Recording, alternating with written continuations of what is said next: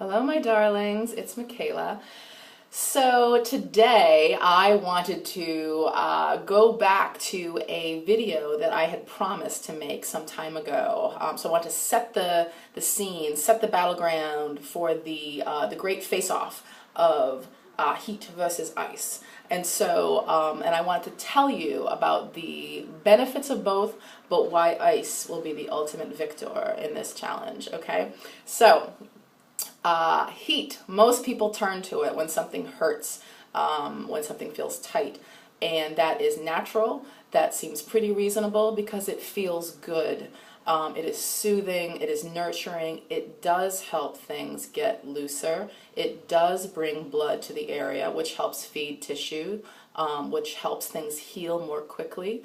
However, the detrimental effect of heat is that if there's any sort of inflammation in an area, you will potentially aggravate it. You will potentially increase it, which will slow healing, okay?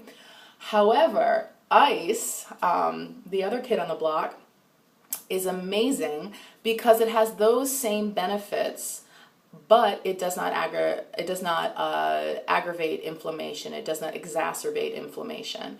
So ice, so ice is constricting, right? Ice reduces circulation, but as soon as you stop, the body that wants to maintain this consistent temperature throughout will push blood in a fast and powerful way to that area to get it back up to the typical temperature that it wants to be, 98.6 or whatever you happen to run at. So not only does blood get pumped to an area helping to feed the tissue, like it does with heat, but that surge of blood, it creates this major pumping action. So it can help to loosen tissue up in a far more dramatic way. Additionally, it can really help to kind of flush junk out of the tissue in a more dramatic fashion, okay? Plus, with ice, you are constricting the tissue, correct? We are actually helping to reduce inflammation. So if it was there to begin with, we are not aggravating the situation. We are helping to speed healing up consistently. There is no threat of derailing that process using ice, okay? Also, when you ice something, you could just make it cooler. That could be fine. Ultimately, you want to make an area numb, and the reason why you want to do that is because it shuts signals off from the brain. So the reason why that's good is because it stops pain. So if something really hurts and you get it numb, you do not feel it anymore. We're talking, 5 minutes on an area.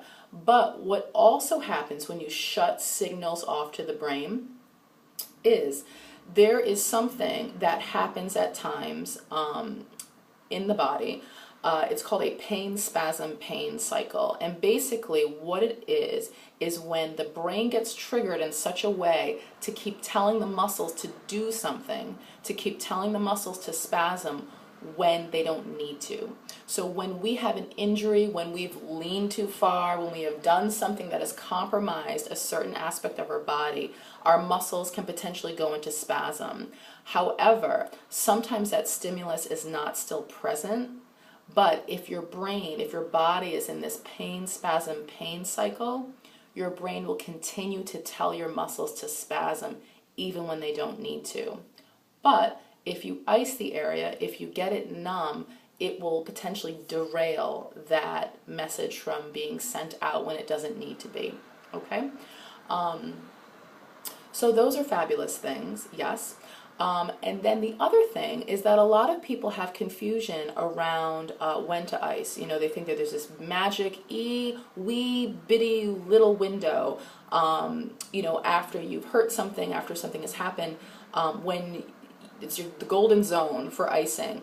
And personally, I feel like you can ice whenever your sweet little heart desires, without any kind of negative effect. So know that, forget that formula, because the truth is your tissue is still going to respond. It may have been best directly after you twisted your ankle. It may have been best right after you went and picked up that piece of paper a little too far from where you were standing on your desk, but it is still going to have positive effects on your body. Okay? So turn to ice, people. Let ice be your friend. Rely on it. Use it. And if you want to go to the root of heat, if you want to be comforted, when your shoulders are bothering you, if you want to stick that bag of beans in the microwave and heat it up and slap it on your back, that is just fine. But just know what the results are going to be based on what you choose. Okay, so maybe a momentary pain for far greater comfort and a greater change in your tissue. Okay, so anyway, I hope that's helpful, and thank you for your attention, and be in touch if there's any confusions around this or questions. Okay, so thank you, and until next time.